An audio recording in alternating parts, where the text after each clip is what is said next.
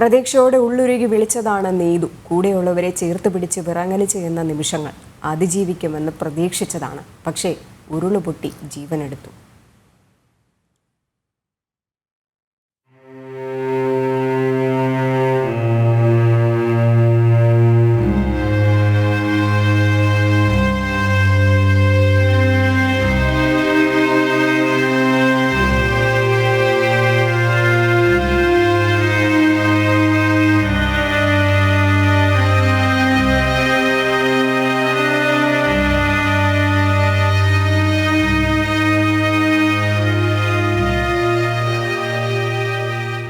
ചൂരൽമലയിലെ നീതുവിൻ്റെ പേര് ആരും മറക്കില്ല.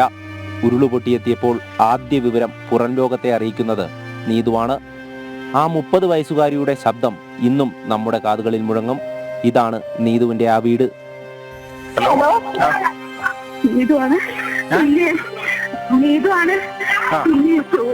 ഉരുള് പൊട്ടിയിട്ടുണ്ട്. ഞങ്ങളൊക്കെ വീട്ടിലൊക്കെ വെള്ളം ഒന്ന് ആരോടേതൊന്ന് പറഞ്ഞിട്ട് ഞങ്ങൾ ഇന്ന് രക്ഷപ്പെടുത്താം. ചൂരൽമല എവിടെയാണ്? ചൂരൽമല സ്കൂളിന്റെ അവിടെ മേലേന്ന് മറിഞ്ഞു വീണ് പോന്നതാ. വീട്ടിലൊക്കെ വെള്ളമാണ്. ഒന്ന് ആരോടേലും ഒന്ന് നിങ്ങളൊന്ന് പറ. ഹലോ മോളെ, നിങ്ങളെ സ്ഥിതി എന്താ?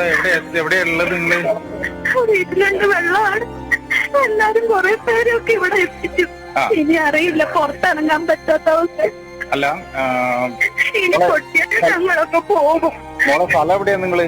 Chooralmala high school road. ഇപ്പം നിങ്ങളെല്ലാരും എവിടെയുള്ളത്? ഇപ്പൊ ഞങ്ങളുടെ വീട്ടിൽ തന്നെയാണ്. പക്ഷെ അകത്തൊക്കെ വെള്ളമാണ്. താഴെയുള്ളവരൊക്കെ എങ്ങനെ രക്ഷപ്പെട്ട് വന്നു എന്ന് ഞങ്ങൾക്ക് അറിയില്ല. പറ്റാതെ വെള്ളമായിരുന്നു. ഞങ്ങൾക്ക് ഇവിടെ നിന്ന് പുറത്തിറങ്ങാൻ പറ്റാത്തൊരവസ്ഥ. ശരി ശരി. പാനിക്കാതെ മുതിർന്ന ആളുകളൊക്കെ ഉണ്ടല്ലോ അവിടെ? എല്ലാരും ഉണ്ട്. ഞങ്ങൾ എല്ലാരും അറിയിച്ചുകൊണ്ടിരിക്കുക. ആരെങ്കിലും രക്ഷപ്പെടുത്താൻ വരട്ടെ എന്ന് വിചാരിച്ചു.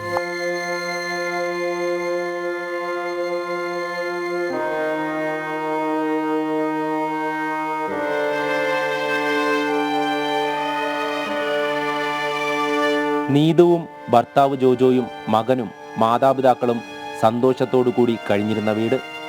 ഉരുളുപൊട്ടിയപ്പോൾ 40ഓളം പേരാണ് അഭയം തേടി ഇവിടേക്കെത്തിയത്. അവരെ ചേർത്തുപിടിച്ചാണ് നീതു ഫയർ ആൻഡ് റെസ്ക്യൂവിനെ വിവരമറിയിക്കുന്നത്.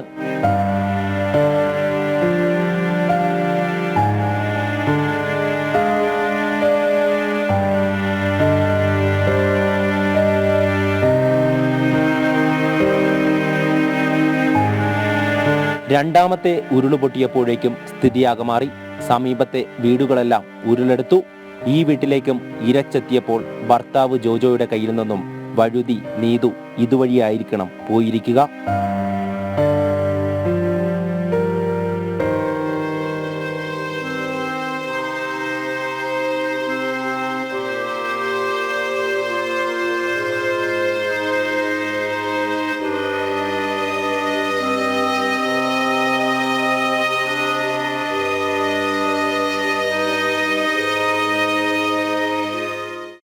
നീതുയുടെ വീട്ടിലേക്കാണ്. എൻ്റെ തൊട്ട് അയൽവാസികളായ പാത്തുമാത്ത, സാറാത്ത, അങ്ങനെ കുറച്ച് ഫാമിലി ഉണ്ടായിരുന്നു.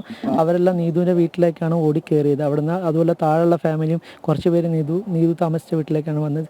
നീതു എല്ലാവർക്കും ചായയൊക്കെ ഇട്ട് കൊടുത്ത്, എല്ലാവരും ആദ്യത്തെ ആ ഒരു പൊട്ടിലൊക്കെ ചായയൊക്കെ ഇട്ട് കൊടുത്ത് എല്ലാവരും ഒന്ന് സേഫാക്കിയായിരുന്നു. പിന്നെ ഈ രണ്ടാമത്തെ ഇതിലാണ് നീതുവും കുറച്ച് അപ്പുറത്തെ റൂമിൽ നിന്നാൽ കുറച്ച് പേരൊക്കെ നഷ്ടപ്പെടുന്നത്. അങ്ങനെ രണ്ടാമത്തെ ഒരു പൊട്ടിലാണ് മൊത്തത്തിൽ പോകുന്നത്.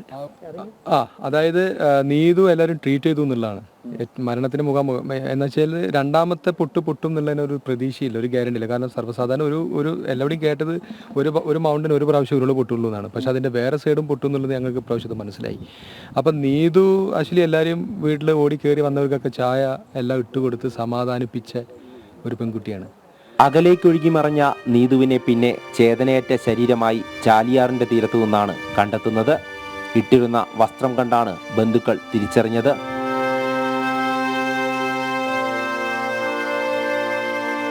ജീവൻ തിരിച്ചു കിട്ടിയവരിൽ ചിലർക്കെങ്കിലും രക്ഷയായത് നീതുവിന്റെ ആ ഇടറിയ ശബ്ദത്തിലുള്ള വാക്കുകളാകാം. ചൂരൽമലക്കാരുടെ പ്രിയപ്പെട്ട നീതു ഇനിയില്ല. നോവിന്റെ ഓർമ്മയായി നീതുവിന്റെ മുഖം എല്ലാവരുടെയും മനസ്സിലുണ്ടാകും. വീഡിയോ ജേർണലിസ്റ്റ് അനീഷ് കാട്ടക്കടയ്ക്കൊപ്പം എം മനോജ്, ജനം, വയനാട്.